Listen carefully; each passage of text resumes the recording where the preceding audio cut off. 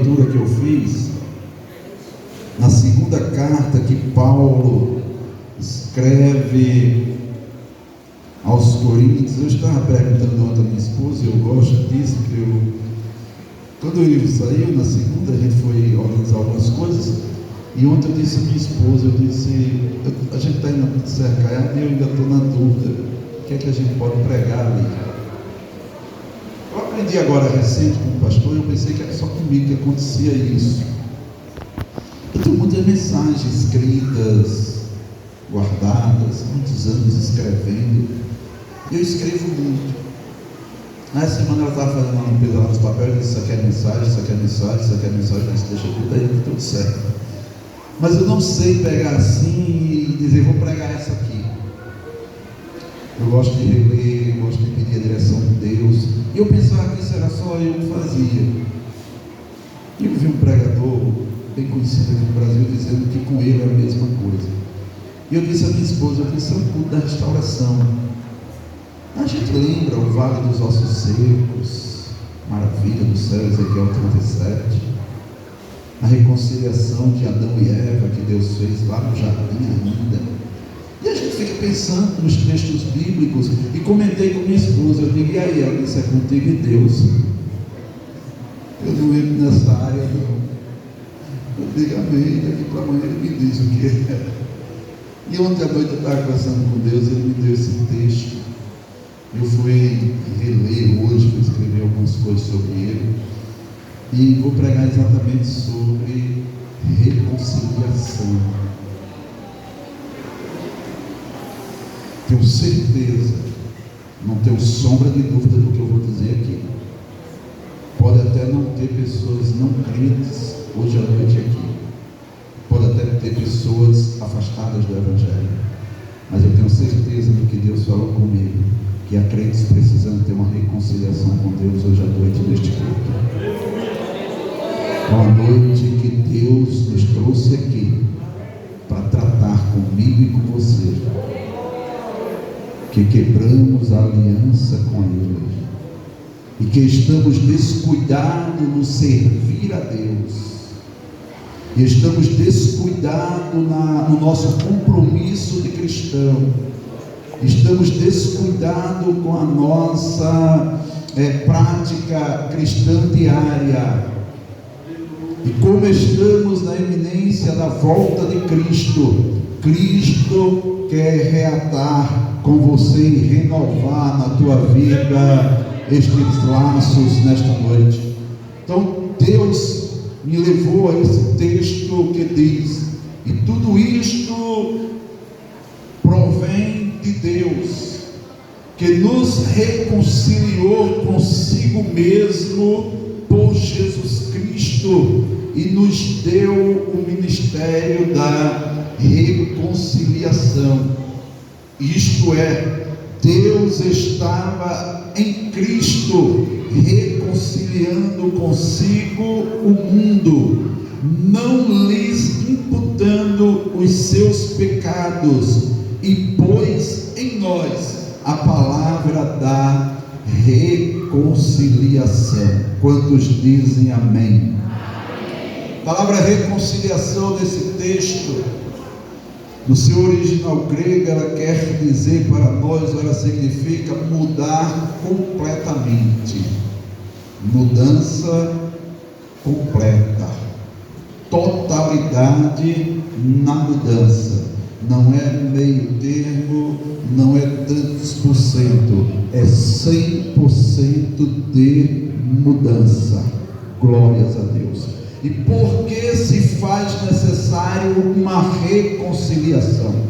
No geral e numa totalidade da Bíblia, a gente vai entender isto como a reconciliação do homem para com Deus por causa do pecado de Gênesis capítulo 3. Porque se os irmãos observarem comigo, até o capítulo 2 de Gênesis, tudo era perfeito. O homem tinha uma comunhão perfeita com Deus. Deus visitava um lugar perfeito aonde o homem estava. O homem era perfeito nas suas ações. Deus deu duas coisas a Adão lá no Éden: soberania sobre todo o restante da criação e autoridade, ao ponto de Deus mandar, orientar todos os animais ir até Adão para que ele colocasse o nome. Eu acho que quando Deus diz assim, e do jeito, a Bíblia diz, do jeito que Adão chamou, foi. Deus deu total autoridade a ele para isso. Mas no capítulo 3 existe uma queda, existe uma quebra de aliança, existe uma quebra de relacionamento. E a gente vai ver no versículo de número 8, que a voz de Deus começa a passear no jardim.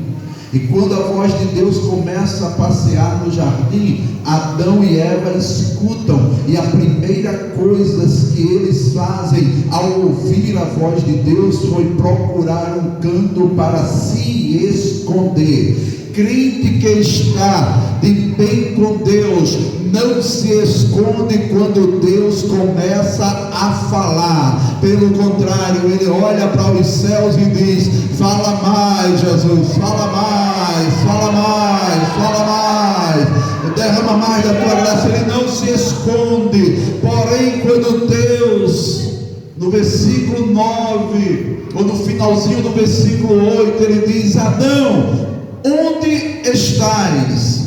Ele pergunta, ele soa a sua voz naquele jardim. E a pergunta de Deus por Adão é porque ele quer encontrar aquele que quebrou a aliança e agora fugitivo está se escondendo. Eu encontro que a voz de Deus, o chamado de Deus é persistente, é direcionado ao pecador, é direcionado àquele que está fugindo, é direcionado àquele que está escondido. Porém, a voz de Deus sempre vai prevalecer sobre a nossa razão e a nossa situação. Louvado e engrandecido é o nome do Senhor. Adão percebeu que não ia ter como se esconder, aí se apresentou, mas se apresentou com a aliança quebrada. Aleluia. Tem alguém que usa essa frase? Eu vou usar. É forte o que eu vou dizer agora. Quantos chegaram hoje à noite aqui com a aliança quebrada? Quantos estão louvando, mas estão com a aliança quebrada? Quantos estão pregando, mas estão com a aliança quebrada? Como pastor, não é com o senhor, comigo que sou pastor também, pela misericórdia de Deus, como Eliezer. Quantos pastores não estão com a aliança quebrada, pastoreando? A voz de Deus vai prevalecer sobre a situação humana. A voz de Deus vai fazer o homem sair do esconderijo.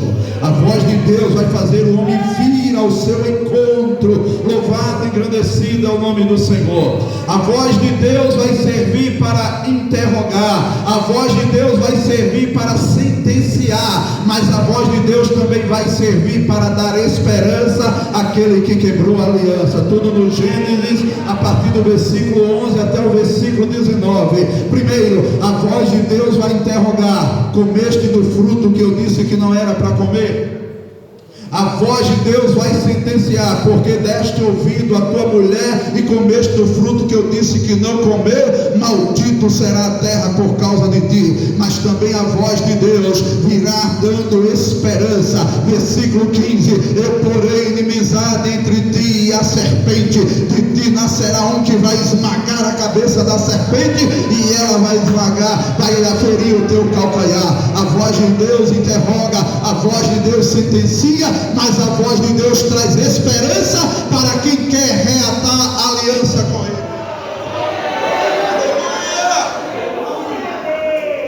Quando falamos desta reconciliação e lendo o texto, ela nunca parte do homem para com Deus, mas de Deus para com o homem. Quando Paulo começa a escrever aqui, Paulo diz: e tudo isto provém de Deus. Deus tomou a atitude. Não fomos nós que procuramos Deus. Não foi eu e você que desejamos nos reconciliar com Deus. Foi Deus que buscou esta reconciliação com o homem. E nós vamos ver em toda a Bíblia Sagrada, Deus sempre querendo se aproximar do homem e o homem sempre querendo se distanciar dele. E a gente vê quando Deus toma essa atitude, porque nós, sendo homens maus, pecadores, nós não lembrávamos de Deus. Nós lembrávamos de Deus na hora da dificuldade, na hora da dor, na hora do sofrimento. Como religiosos tradicionais, a gente dizia: chega aqui, Deus. Então, na hora que a gente precisasse, só isso, porque nós não pensávamos em Deus. Então Deus tomou a atitude de reconciliar o homem consigo e começou a traçar desde o Éden a reconciliação para o homem, o meio pelo qual o homem teria acesso a esta reconciliação. Que em Cristo nós encontramos esta reconciliação, o meio pelo qual Deus vai usar, reconciliando o mundo consigo mesmo. Ele tomou a atitude de te resgatar aonde você estava. Ele tomou a atitude de te buscar aonde você vivia, na prática que você vivia praticando, lá no lamaçal do pecado, no tremedal de lama. Eu gosto muito de dizer isto quando eu falo sobre este assunto, e sempre me vem à cabeça: lembra, por favor, aonde você estava e quem você era. Medita aí, 30 segundinhos, quem era você? Quem era eu? O que nós praticávamos? Mas Deus olhou e disse: eu quero resgatar ele. Eu vou buscar ele lá. Eu vou tirar ele lá dos campos de futebol. Eu vou tirar ele lá das boates. Eu vou tirar ele lá dos palcos. Eu vou tirar ele lá do engano. Eu vou tirar ele lá do canto que ele vive no pecado.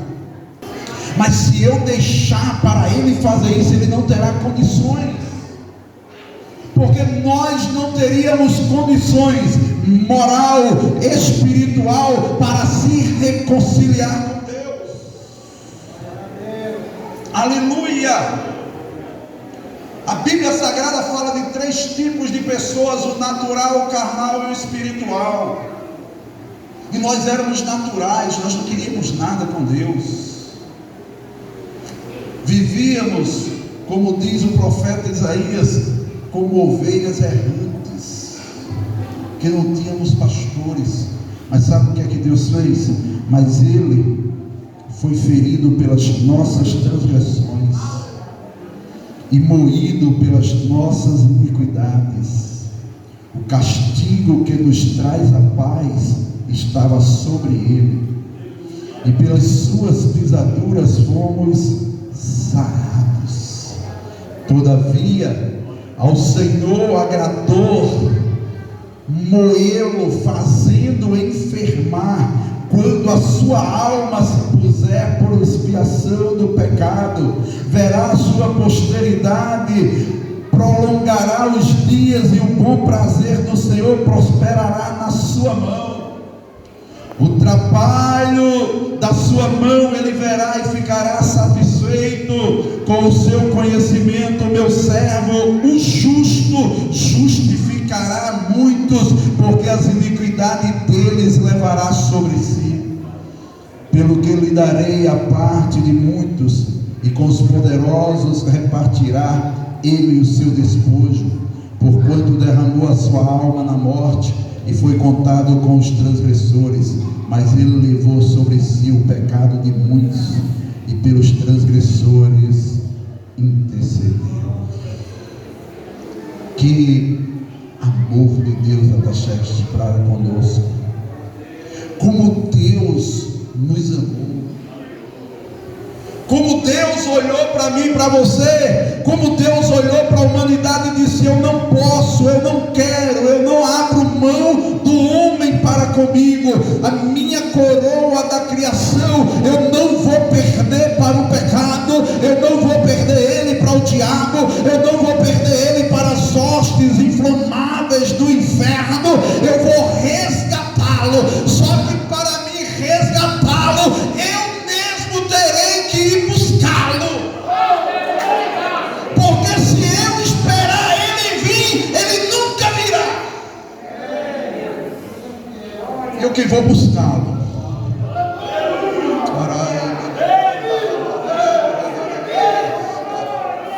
E não adianta eu levantar Davi na vida, não adianta eu levantar Jeremias, não adianta eu levantar os profetas, porque são homens semelhantes a eles, que cedem à tentação e caem.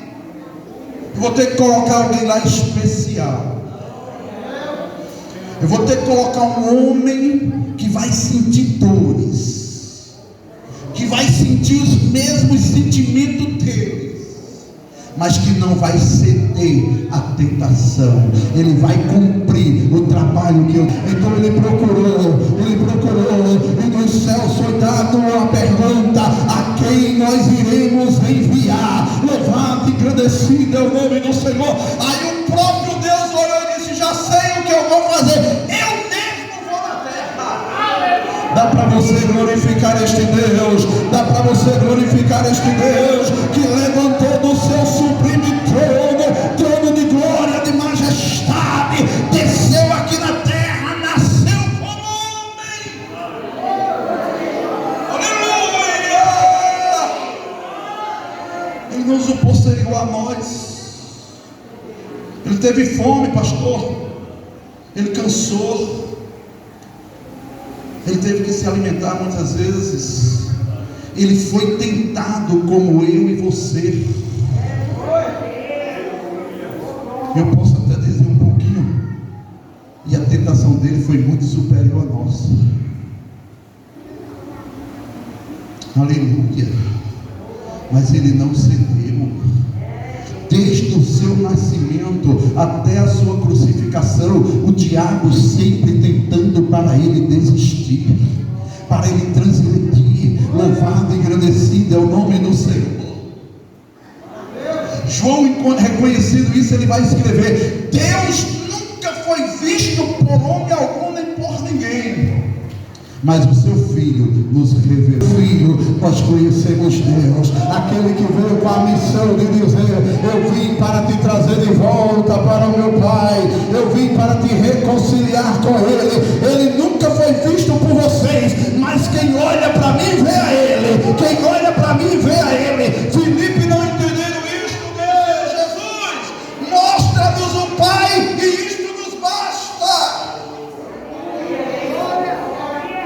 Eu acho linda a resposta de Jesus. Filipe, há quanto tempo estou convosco e tu pede para ver o Pai? Não sabes tu que quem vê a mim vê o Pai? Deus está falando. Eu sinto Deus nesse negócio.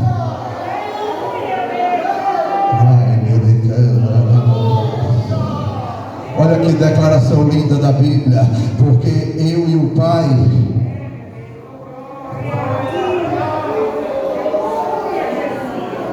eu e o Pai somos um. O Pai desceu de lá para cá em forma de filho para trazer a reconciliação. Aí Paulo, entendendo isto, ele diz: e tudo isto provém de Deus, que nos reconciliou consigo mesmo por Jesus Cristo. Versículo 19. Isto é, Deus estava em Cristo. Aleluia! Aleluia! Ele disse: eu vou descer a terra para trazer o homem de volta para mim. Aleluia! Estava em Cristo, reconciliando consigo o mundo. Olha para o mundo que foi reconciliado com Ele aí, que está sentado do teu lado. Olha aí, por favor. O mundo que foi reconciliado com Ele, que está sentado do teu lado aí. Olha para o mundo que foi reconciliado com Ele aí. Olha aí para o mundo que foi reconciliado com Ele através de Cristo. Aleluia! E glórias a Deus. Tudo isto provém de Deus, a atitude é de Deus, por meio de Jesus Cristo. E qual o fruto disso? A reconciliação que nós não teríamos condições de fazer. Ao mínimo, irmãos, como eu digo, eu não sei cantar nada. Minha esposa já fez o sinal ali que eu misturo tudo que é de mim. Boto cantor que canta aí, que não tem nada a ver com ele. Mas é porque eu sou zero mesmo. Eu acho bonito vocês cantando. Acho muito bonito, mas não entendo nada. Mas tem um hino que se canta em nossas igrejas, que diz assim: aliança que eu mesmo quebrei. Tem um outro compositor, poeta, que ele diz assim: tenta lembrar quantas vezes Deus te deixou. Tenta lembrar quantas vezes Deus te abandonou. Tenta lembrar quantas vezes Deus te prometeu e não fez. Tenta lembrar quantas vezes Deus quebrou aliança com você. Tenta lembrar quantas vezes Deus disse: fica sozinho aí, eu não tenho nada a ver contigo não. Tenta lembrar quantas vezes Deus te decepcionou.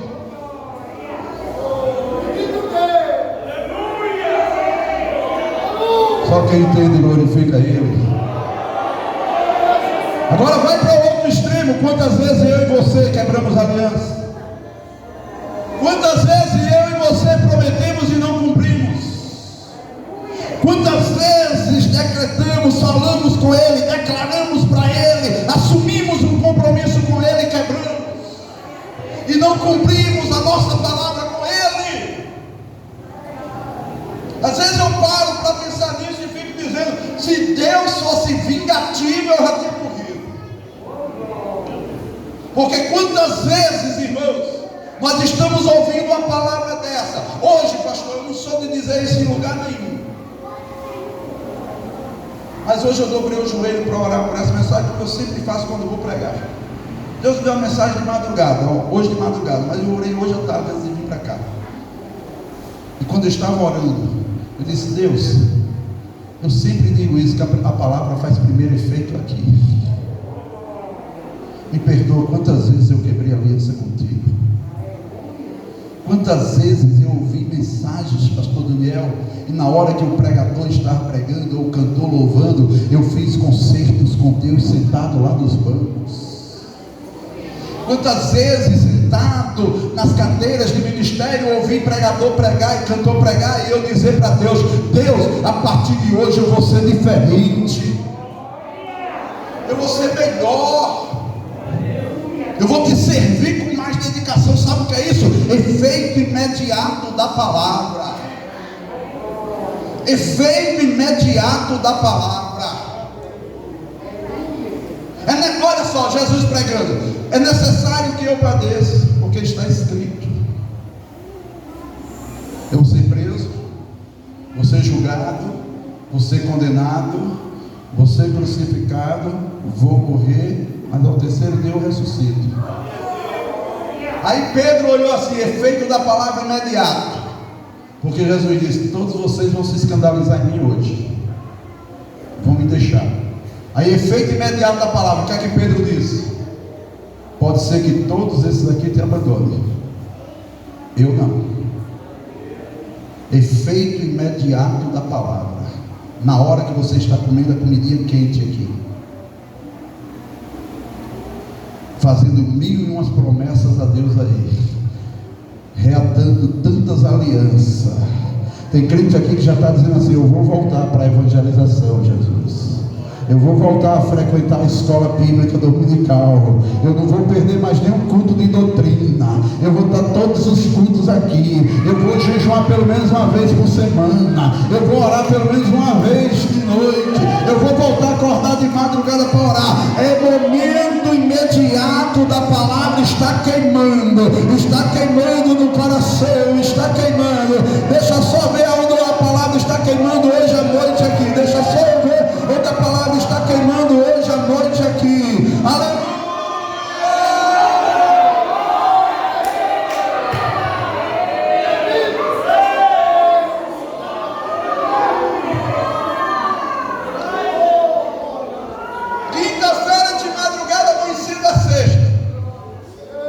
Está Pedro dizendo: eu não conheço ele não, eu não sei nem quem é ele.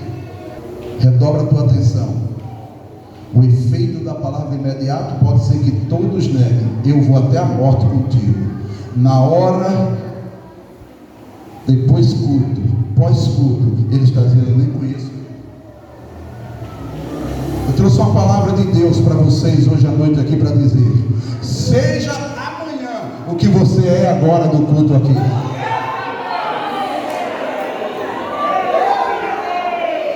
Me ajuda aí, prega para quem está do teu lado: seja amanhã o que você está sendo agora, ouvindo essa palavra. Alguém precisando, pastor Daniel, ouvir: ei, não seja crente de ouvir a palavra imediata e de ser o maior santarrão da igreja. O negócio é pós-culto, o negócio é quando chega em casa, o negócio é amanhã, daqui a 2 dias, 3 dias. Como vai estar a palavra no teu coração? A palavra imediata arde o coração, discípulos no caminho de Emaús. A palavra faz a gente declarar coisas que a gente não pensa.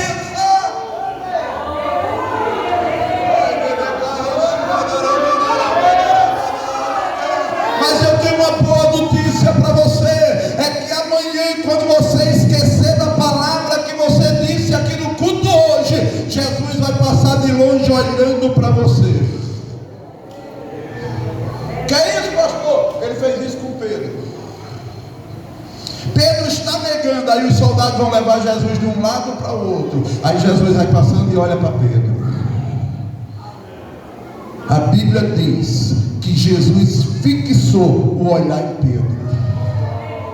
Ele está preso, ele está sendo levado para interrogação, para ser interrogado, ele está sendo maltratado, mas ele olha para Pedro e fixa os olhos em Pedro. Fixar o olhar é olhar e continuar olhando. Agora dá para você imaginar os soldados levando Jesus. Aí Jesus: tu vai ser Pedro, viu? Pode? Pedro antes do Pentecostes, né? Jesus vai sendo levado e olha para Pedro. Aí eles levando Jesus, Jesus não tira o olhar de Pedro, ele fixa o olhar em Pedro. Ele está olhando para Pedro dizendo: lembra do que tu disseste? Lembra o que tu me prometeste? É assim. Eu disse que você não viesse para cá. O que é que tu está fazendo aqui? Sai daquilo depressa. Só em olhar para Pedro, ele fez Pedro lembrar do culto anterior. Só em olhar para Pedro, ele fez Pedro lembrar da palavra que ele disse. Só em olhar para Pedro, ele fez Pedro lembrar que não era para estar ali. Só em olhar para Pedro, ele está dizendo: levanta e sai daqui. Sabe o que é que a Bíblia diz? Quando eles terminam de passar com Jesus, Pedro se levanta, começa a chorar muitíssimo, e chorando muitíssimo sai do lugar. Louvado e engrandecido é o nome do Senhor. Sabe quanto tempo Jesus vai levar para falar com Pedro de novo? Pergunta para mim: quantos? Ele é crucificado na sexta, ressuscita no domingo, se apresenta aos discípulos lá no caminho de Emaús, fala com eles, fala com as mulheres quando ressuscita, avisa Pedro que eu já ressuscitei, está dizendo para ele: estou indo aí, Pedro, conversar contigo, mas segura aí. Louvado e agradecido é o nome do Senhor. Está os discípulos todos reunidos, Jesus se coloca no meio deles, aí se apresenta, só quem não está é Tomé. Aí ele conversa com todos os outros: Pai seja convosco. Pedro está lá, ele não dirige palavra com Pedro, ele come peixe, ele come um pedacinho de pão, sai e vai embora. Tomé chega e diz: se eu não vi, eu não acredito. 8 dias depois, Jesus se apresenta de novo: Pai seja convosco. Pedro está lá, ele deixa Pedro lá e diz: Tomé, coloca o dedo aqui, vê se sou eu, coloca a mão do meu lado. Não, Senhor, não precisa, Tomé, seja crente, não seja incrédulo não, coloca a mão aqui. Louvado e agradecido é o nome do Senhor. Vai embora, louvado e agradecido é o nome de Jesus. Aleluia. Quando Jesus manda eles, Jesus chega na praia, fica olhando aí eles das pescarias, aí ele diz: lança a rede de novo. Presta bem atenção que Lucas diz: quando eles chegaram, eles jantaram. Quando terminou o jantar, Jesus olhou: Pedro, vem aqui comigo.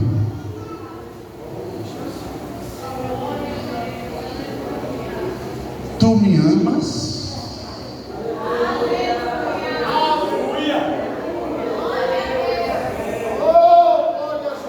Sim, Senhor. apacenta minhas ovelhas. Segunda vez: Pedro, tu me amas? Sim, Senhor, tu sabes, apacenta as minhas ovelhas. Aí Pedro quis desviar o olhar, João vinha correndo atrás. Ele disse: Senhor, e desse daí? Ele disse: não é com ele agora não, agora é contigo. Com isso aí importa que ele espere que eu venha. O negócio é eu e você. Vamos aqui comigo. Aí Jesus olha para Pedro e diz assim: Pedro, tu me amas? Você percebeu que Pedro muda a resposta? Tu sabes. Por que Pedro muda a resposta tão rapidamente?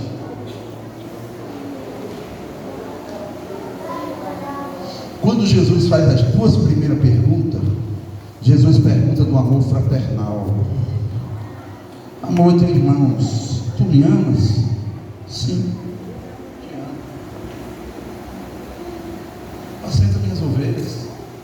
Na terceira pergunta Jesus muda. Aí Jesus usa o amor ágape. Só que Jesus usa agapão, que quer dizer: tu me amas com amor sacrificial, de dar a tua vida por mim, como tu disseste. Jesus não quer te perder de jeito nenhum. Ele faz de tudo para te reconciliar com Ele. Ele faz de tudo para te trazer de volta. Ele olha para Pedro e diz: tu me amas com amor sacrificial. Aí Pedro muda a resposta e diz: tu o sabes. Aí Jesus disse: sim, Pedro, porque quando tu és jovem, tu vai para onde quer, aleluia, mas chegará um tempo em que te levarão para onde tu não quer e cingirão os teus lombos. Sabe o que é que Jesus está dizendo? Sabe aquela palavra que tu disseste? Está registrado nos céus, e vai chegar o dia que tu vai dar testemunho de mim, com a tua própria vida. Louvado e agradecido é o nome do Senhor. No dia da morte de Pedro, fizeram uma pergunta a ele: Pedro, qual é o teu último desejo? Aí Pedro disse: me crucifiquem de cabeça para baixo. Eu não sou digno de morrer igual o meu mestre. Ele não abre mão de você. Diga para quem está do seu lado aí: ele não abre mão de você. Ele não abre mão de você. Ele não abre mão de você. Ele não abre mão de você. O fruto que ele usa aqui é a reconciliação. E ele nos traz hoje à noite aqui para dizer: você precisa reatar a aliança com ele, se reconciliar com ele, rever os teus critérios de cristão. E termino dizendo: e qual é o alvo dessa reconciliação? Qual é o motivo que ele quer reconciliar? Qual o alvo? Por quê? Você é o alvo da atitude de Deus. Você é o alvo pelo meio que ele quer trazer. Você é o alvo de gerar frutos para ele. Ele quer te reconciliar com ele. Louvado e agradecido é o nome do Senhor. Por quê? Porque ele quer te fazer embaixador do reino dos céus. Eu sei que vocês têm uma igreja aqui ensinada pelo pastor Daniel, mas quantos embaixadores do reino nós temos aqui? Eu não sei nem o que é isso, então não vou levantar a mão. Mas quantos embaixadores do reino nós temos aqui? Deixa eu ver quantos embaixadores do reino. Embaixador é aquele que representa um país em outro país. Oh, aleluia! É aquele que é enviado para outro país para representar aquele país, aquela nação. Eu e você estamos aqui. Nós não somos daqui, nós somos embaixadores do reino de Deus. Estamos aqui para anunciar o reino dele, e o reino dele é que ele quer reconciliar os homens consigo, e ele conta comigo e com você para fazer esse trabalho. Ele quer contar comigo e com você. Por isso que ele disse a mim: ei, eu preciso reconciliar alguns crentes lá, eu preciso trazer alguém de volta para que ele possa dar fruto na minha obra.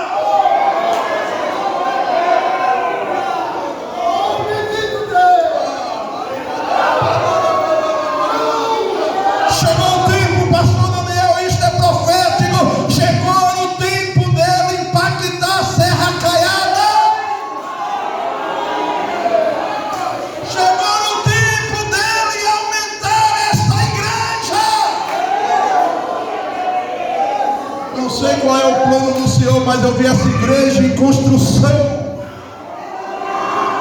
Sentado aqui, eu vi a construção desta igreja, uma reforma aumentando.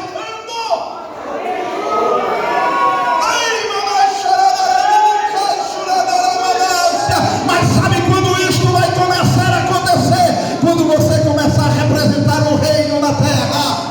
Quando você começar a representar como embaixador dele aqui na terra, lá na tua casa, dizendo para os teus familiares: ei, Deus quer reconciliar você com ele através de Cristo Jesus. Deus quer reconciliar você com ele através de Cristo Jesus. Eu sou só o portador, eu sou só o mensageiro, mas quem faz a obra é ele. Pastor, permita eu fazer uma oração de 2 minutos aqui com esse escrito, mas não fique de pé não, por favor, não fique não. Só vai ficar de pé quem quiser assumir um compromisso com ele, de ser o embaixador do reino dele aqui em Serra Caiada.